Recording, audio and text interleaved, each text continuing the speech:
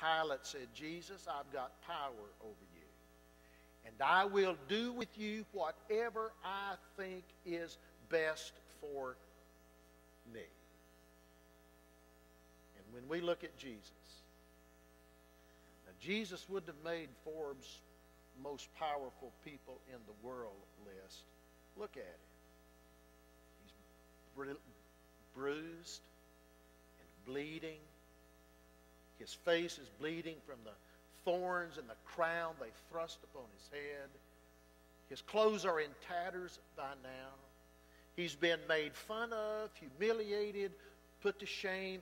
And he looks at Pilate and says, Pilate, you don't have the power over me. I'm living my life under the power of God. The word power in verses 10 and 11 of John 19 is the same word translated authority in John 10, 17 and 18, where Jesus said, I have authority to lay down my life, and I have authority to pick it up again. And Jesus and Pilate stood face to face. In Pilate, we see power at its worst. In Jesus, we see power at its best. In our meeting Tuesday, the ministry leadership team thought about some terms that described power at its best, trying to positively influence others. Power to forgive. You don't think one of the most awesome expressions of power is to forgive? Power to love.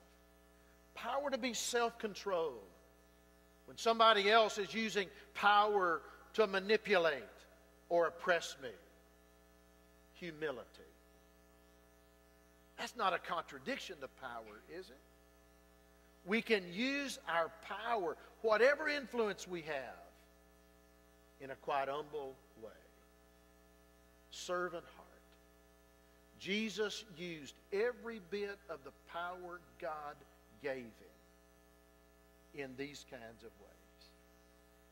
That is why Paul, writing to the Roman church, can say, I'm not ashamed of the gospel because it is the power of God. Pilate thought he had the power, thought he had the upper hand. But Jesus is the one who exhibited God's loving and forgiving power.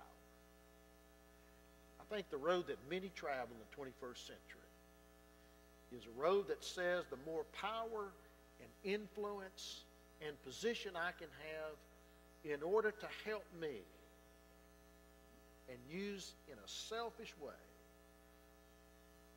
But the power, the heart of power according to Jesus, is power to love, power to help, and power to live in a sacrificial way in behalf of others. And I love it when people whom we elect to public office really do use that power to serve us, and then can retire and look back with a good heart. I used the power you gave me, God, to serve. Now, all of us have power. My dad used to have a little plaque on his desk when he was working that said, looking for someone with a little authority, I've got as little as anybody. And all of us could say, I don't have any power. We are all persons of influence and power. At home, in the workplace, in a circle of friends, in a neighborhood. What I'm saying this morning is use whatever power or influence you have in your relationships in life to help, to heal, to love, and to make things better, instead of selfishly using power just for you. In a moment, we're going to have a prayer. Then we're going to have a public hymn of commitment this morning that will conclude our worship time. You want some power? The most awesome demonstration of power anywhere in the world is to become a follower of the one who lived his life under the power of our God. And our invitation to you this morning is to invite Jesus to come and live in your heart and gain his power to help you live.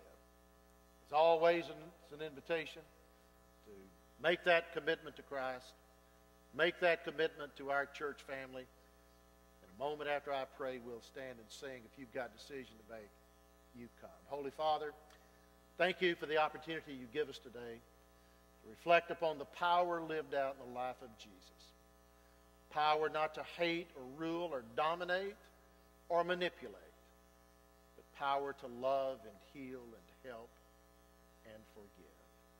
May you grant to us, Jesus, a willingness to live in that kind of power. In Jesus' name.